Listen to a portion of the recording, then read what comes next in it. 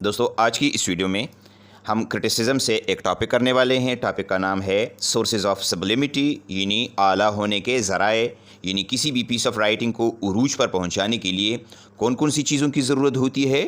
یہ ٹاپک اس حوالے سے ہے۔ اچھا جی، یہ جو ٹاپک ہے یہ لانجائنس کی کتاب ہے آن دا سبلائم، اس سے لی گئی ہے، جو کہ مختلف یونیورسٹیز میں BS انگلش اور MA انگلش میں پڑھائی جاتی ہے۔ لانجائنس گریک کرٹکس کے بڑے بڑے کرٹکس میں سے ایک ہے، اور اس کو ارسطاٹل کے بعد بڑا کرٹک مانا جاتا ہے۔ وہ اپنے گریٹ ورک آن دا سبلائم کی وجہ سے پوری دنیا میں مشہور ہے۔ آن دا سبلائم تنقید پر لکھی گئی کتاب ہے جس میں سبلیمٹی پر بات کی گئی ہے۔ تو سب سے پہلے ہم یہ سیکھیں گے کہ سبلیمٹی ہوتی کیا ہے، اس کے بعد اس کے سورسز پر بات کریں گے۔ سب سے پہلے یہ سیکھتے ہیں کہ what is سبلیمٹی۔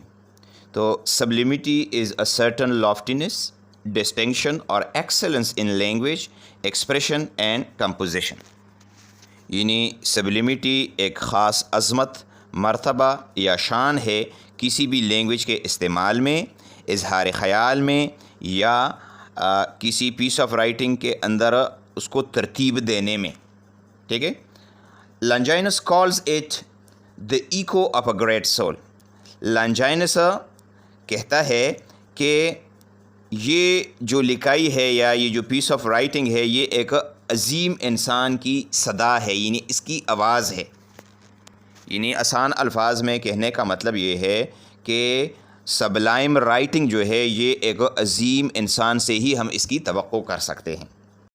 It should be noted that both nature and art contribute to sublimity in literature۔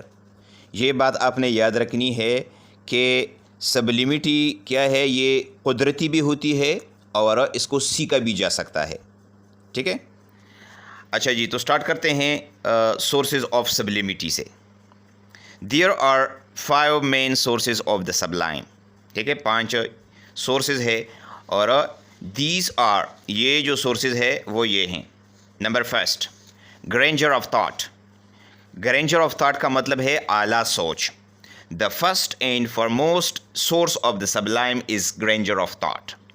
سب سے پہلا اور سب سے اہم جو سورس ہے، جو ذریعہ ہے سبلائم کا، وہ ہے اعلیٰ سوچ۔ It is the gift of nature and is very much essential for a سبلائم work. یہ قدرت کا تحفہ ہے، اور یہ ایک سبلائم ورک کے لیے، یعنی اگر آپ کسی بھی پیس آف رائٹنگ کو اعلیٰ یا ممتاز بنانا چاہتے ہیں تو اس کے لیے اعلیٰ سوچ جو ہے وہ بہت زیادہ ضروری ہے۔ Longinus was of the opinion that a man with mean and servile ideas can't attain sublimity. Longinus کا یہ خیال تھا کہ وہ بندہ جس کی سوچ حقیر ہو اور غلامانہ نظریات وہ رکھتا ہو، سروائل آئیڈیاز کہتے ہیں غلامانہ نظریات کو، تو ایسا بندہ جو ہے وہ کبھی بھی سبلیمٹی کو اچیو نہیں کر سکتا، وہاں پر وہ نہیں پہنچ سکتا، یعنی عروج پر وہ بندہ نہیں پہنچ سکتا۔ He said that great thoughts spring from great soul. اس کا یہ خیال تھا کہ جو اعلیٰ خیالات ہے وہ اعلیٰ انسان سے ہی پیدا ہوتے ہیں، یعنی عظیم سوچ عظیم بندے میں ہی پیدا ہوتی ہے۔ Sublimity requires skillful selection and organization of material۔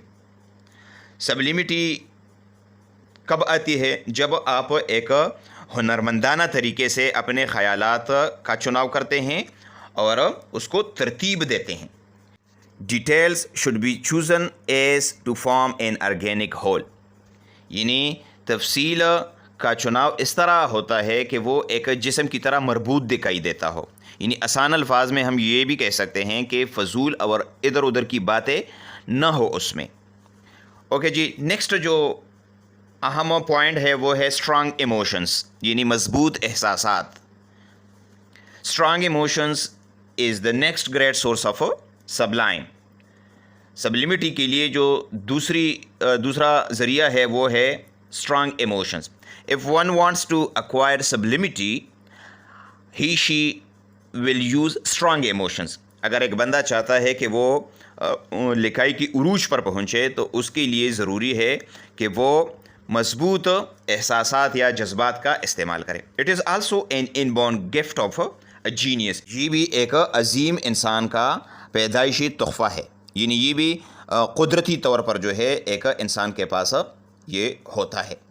लॉन्जाइनस says that strong emotions in the right place will really make a Sublime work.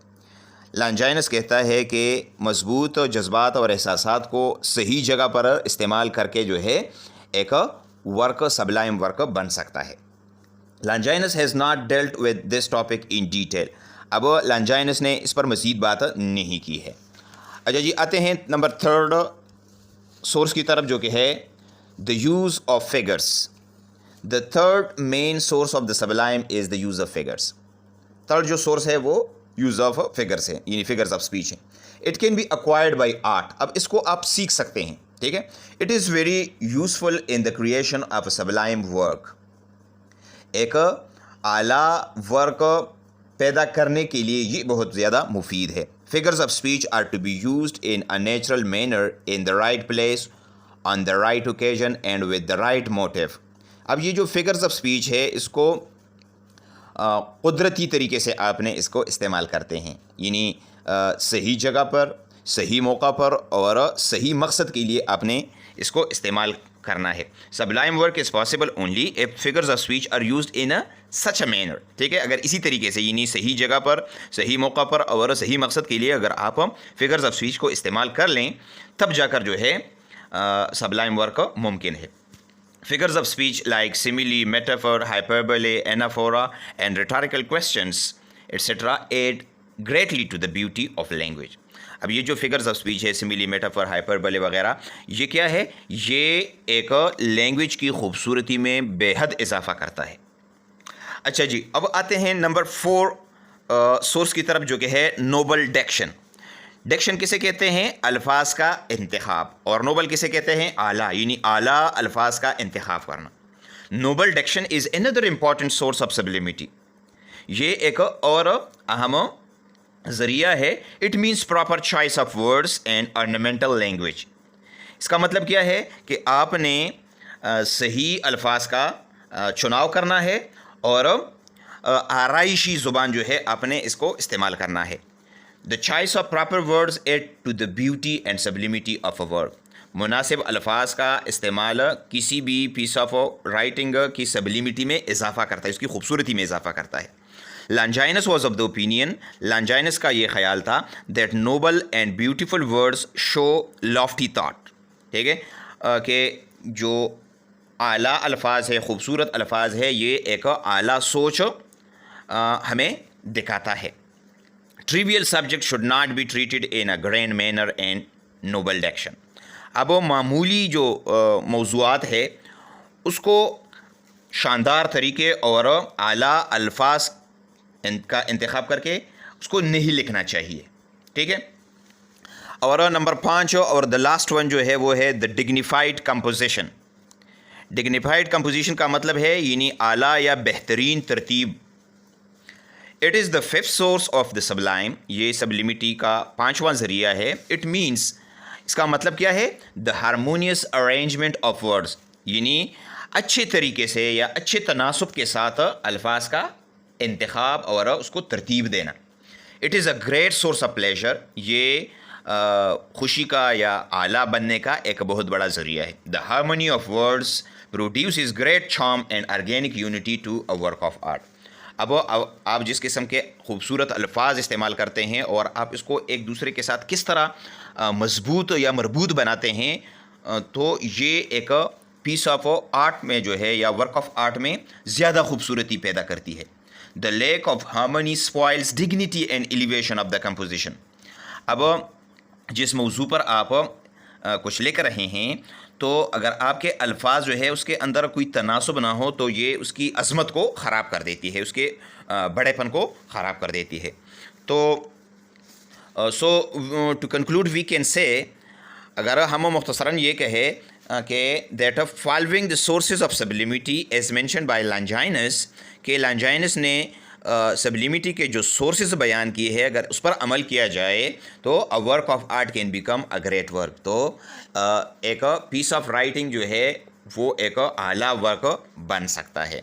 تو دوستو یہ تھا آج کا ہمارا ٹاپک. امید ہے آپ کو اس کی سمجھ آ گئی ہوگی. کسی بھی جگہ پر آپ کا کوئی سوال ہو تو آپ کمنٹ میں ضرور پوچھیے گا, انشاءاللہ میں آپ کو جواب دوں گا. Thank you for watching. اللہ حافظ.